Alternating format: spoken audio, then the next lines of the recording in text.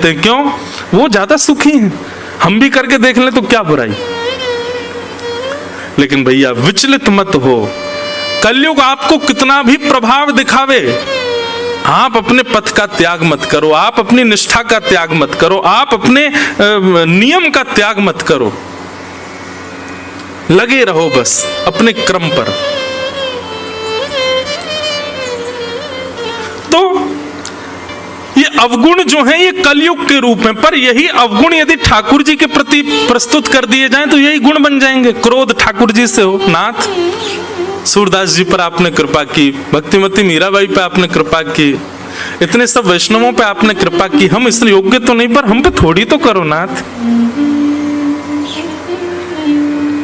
क्रोध, लोभ, लोभ कैसा हो ठाकुर जी के प्रति? यदि पता चल जाए कि वो इतना नाम जप करते हैं तो लोभ जगे, मैं उनसे ज्यादा करूंगा, ये लोभ अब संसार में है तो फिर विषय बन जाता है। ठाकुर जी की भक्ति में आ जाए तो यही प्रेम लक्षणा भक्ति बन जाता है।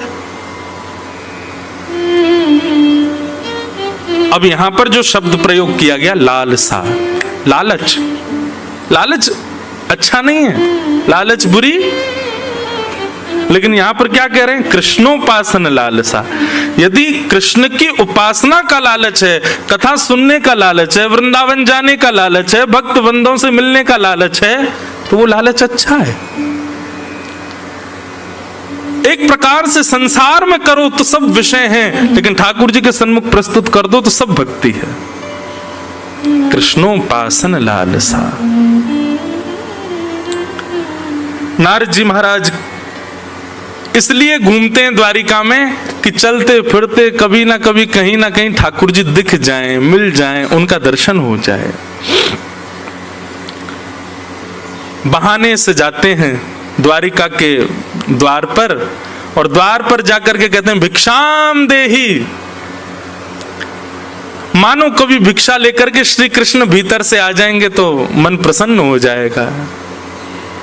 ऐसे बहाने बना करके नारद जी महाराज द्वारिका जाते हैं और द्वारिकाधीश के यहाँ जाकर के भिक्षा मांगते हैं। पर कभी तो भिक्षा लेके देवकी मैया आ जाती हैं, कभी लेके बलराम जी आ जाते हैं, कभी रोहिणी मैया आ जाती हैं, कभी वसुदेव जी आ जाते हैं, ठाकुर जी नहीं आते।